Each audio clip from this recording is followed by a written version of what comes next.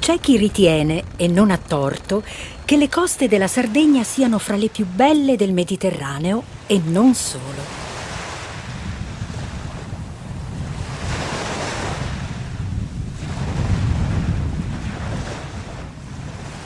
Migliaia di turisti, ogni anno, affollano questi luoghi attirati dalla bellezza del mare, dai colori intensi e dall'idea di un soggiorno in alcune fra le località più rinomate della costa sarda. Ambienti unici e raffinati, nei quali spesso il visitatore identifica l'immagine di quest'isola magica.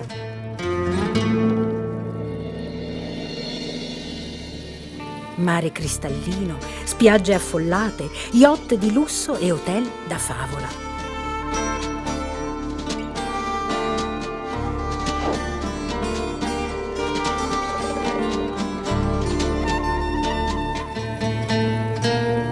Ma siamo sicuri che la Sardegna sia solo questo?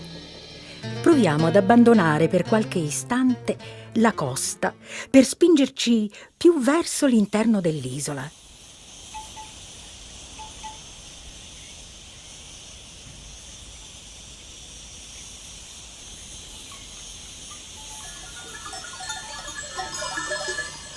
È qui, tra questi paesaggi selvaggi e incantevoli, che la Sardegna conserva ancora la propria identità, fatta di costumi e tradizioni, di natura incontaminata e di ospitalità.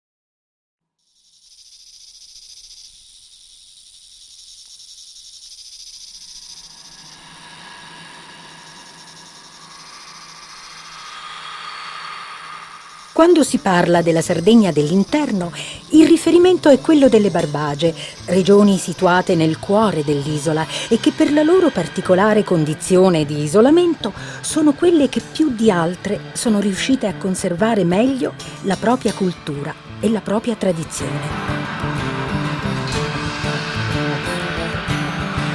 La Barbagia di Seulo è posta a cavallo tra due province. In quella di Cagliari ricadono i comuni di Esterzili, Sadali e Seulo, mentre in quella dell'Ogliastra sono situati Seui e Usassai.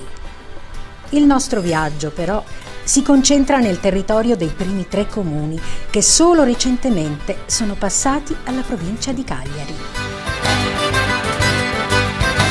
Venendo dal capoluogo sardo, il visitatore, prima di addentrarsi nella Barbagia di Seulo, attraversa luoghi di grande suggestione, un alternarsi di dolci colline, campi coltivati, rigogliose foreste.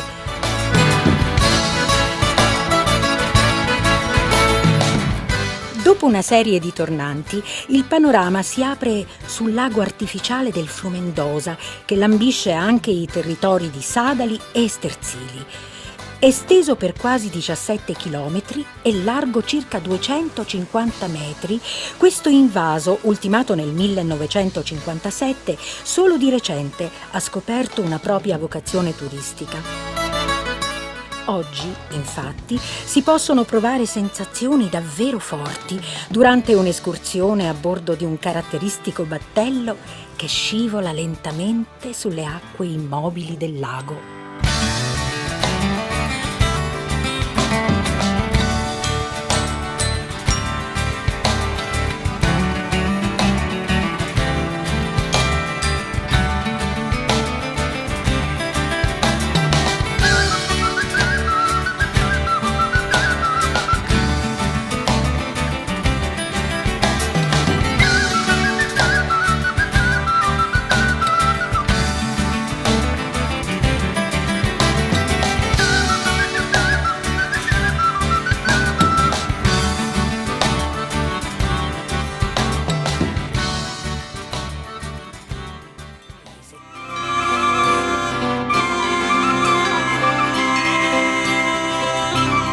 Oggi Esterzili è un centro che, pur mantenendo salde le proprie origini e la propria cultura agropastorale, sta sviluppando anche un'economia di tipo turistico. Il visitatore rimarrà attratto dalla bellezza di alcuni scorci del paese, dall'originalità dei murales che riproducono momenti di vita quotidiana strettamente legati alla realtà locale.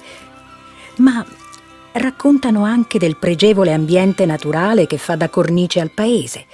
Persino in pieno inverno, questi paesaggi, accarezzati dalle nebbie e spesso ammantati di candida neve, riescono ad esprimere tutta la loro bellezza.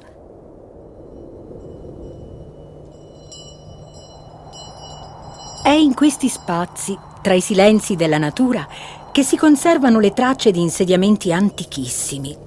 Di questi si fa riferimento anche nella Tabula di Esterzili, una tavola bronzea rinvenuta da un contadino nel 1886.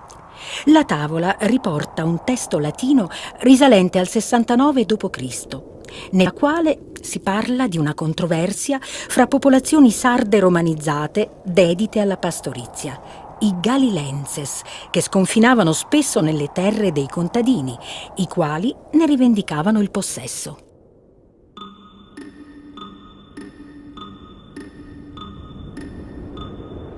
Ma è a 1000 metri di altitudine, sul versante a sud-est del monte Santa Vittoria, che si trova il più grande tempio nuragico a Megaron attualmente conosciuto, quello di Domu de Orgia.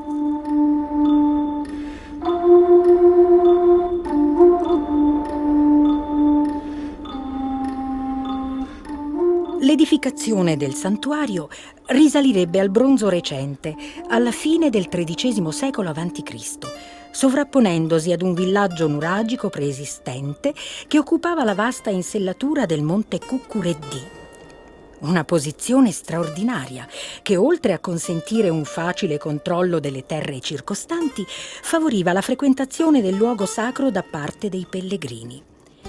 Gli archeologi ritengono che il tempio fosse dedicato alla dea madre Urgia, ma esiste anche un'antica leggenda popolare che racconta di una sorta di strega o maga, l'Orgia, che aveva il compito di custodire il tesoro all'interno di un vaso, mentre in un altro contenitore era chiusa Sammusca Maccetta, la mosca macellaia, un essere terribile che teneva lontano chiunque osasse violare il segreto del tempio.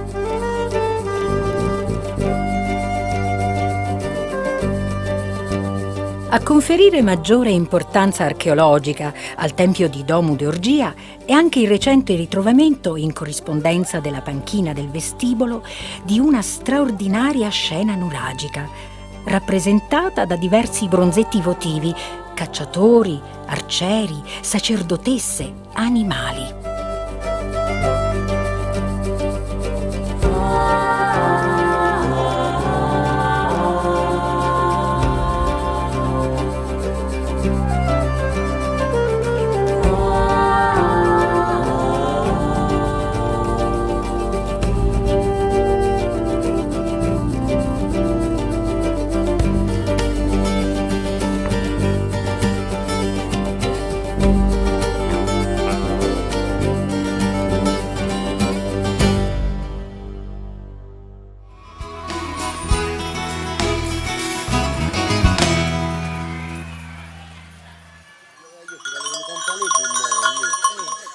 Ma di pelle è fatta anche l'antica maschera del carnevale sadalese.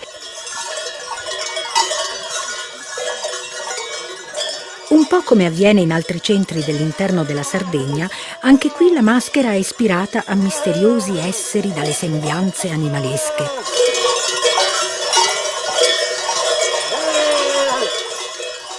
La maschera di Sadali, dal nome Esurzu, è stata riscoperta solo di recente, grazie ai racconti delle persone più anziane che ne hanno consentito il recupero. Deo quando via questa maschera, si usa fuori con babbo e mamma e la famiglia, no? Per usubiri e la gente tutto si sente usubiri. E quando subia galendo dus castia, quando subia così andava preso di stimia ed io mi voglio mi centrai in tre dus castega de Savantana.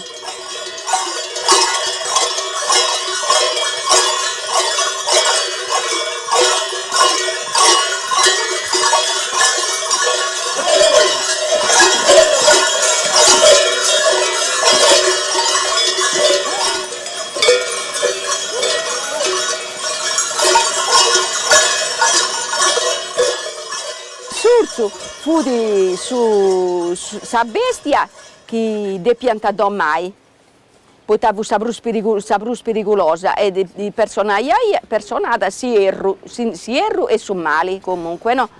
E questo due piantò mai, voglianta che si entrata sa primavera e ci vuole tanta in piazza che due piantà perdere. E tanto in cui diventa questa speciocca che è andata su in perimponi che è segnata il ribu della primavera e del bene.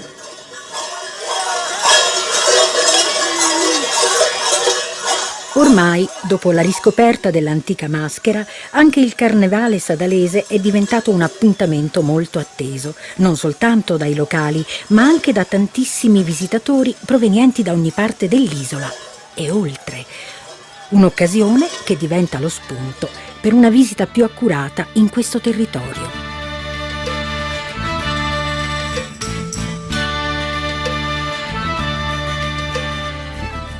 La natura. Questa è la vera forza, la carta vincente di questo territorio, quella che in ogni periodo dell'anno richiama migliaia di visitatori. Una natura superba, sapientemente tutelata e gestita con percorsi e sentieri attrezzati, con l'organizzazione di visite, escursioni ed altre iniziative, in parte promosse anche dall'Ente Foreste della Sardegna, che qui gestisce diversi cantieri forestali. Così è possibile osservare e apprezzare anche quegli aspetti che normalmente il visitatore distratto non riesce a cogliere. La bellezza di un'orchidea selvatica, la fioritura del rosmarino o dell'erica, l'eleganza del pancrazio illirico. E addentrandosi dentro la foresta è possibile imbattersi in enormi piante, dei veri e propri patriarchi verdi, dalle dimensioni davvero impressionanti, testimoni dello scorrere del tempo, come questo leccio.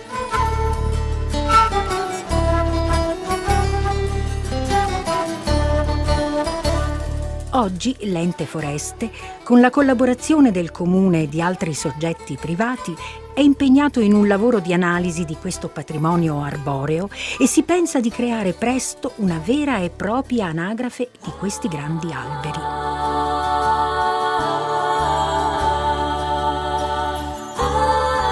Ma c'è un'essenza vegetale molto diffusa in questo territorio, al punto da diventarne quasi l'emblema. Si tratta della bellissima peonia, o sorrosa epadenti, come viene chiamata da queste parti, che significa rosa del bosco. Fiorisce con i primi caldi primaverili tra aprile e maggio, colorando di un rosa intenso gli ambienti montani, le piccole radure ai margini dei boschi, prediligendo terreni ricchi di humus.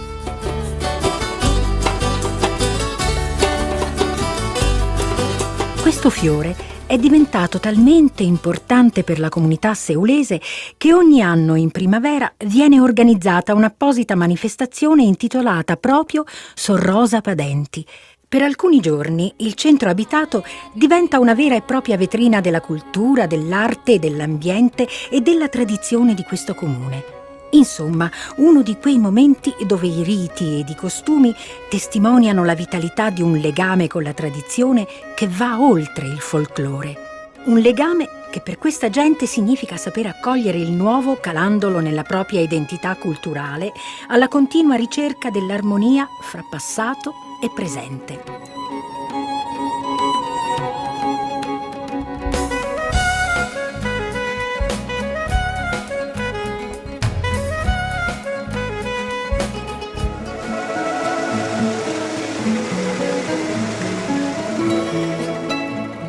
Anche Monte Perdedu rappresenta il luogo ideale per contemplare gli straordinari paesaggi della Barbagia di Seulo, magari interrotti di tanto in tanto dallo scalpitio dei cavalli allo stato brado, che su queste radure corrono libero, come può sentirsi chiunque decidesse di fermarsi nella Barbagia di Seulo, nel cuore della Sardegna, tra questi ampi spazi, dopo aver vagato tra i boschi di macchia mediterranea, lungo i torrenti dalle freschissime acque, all'interno dei centri storici ricchi di cultura e tradizione, tra i sentieri dell'identità.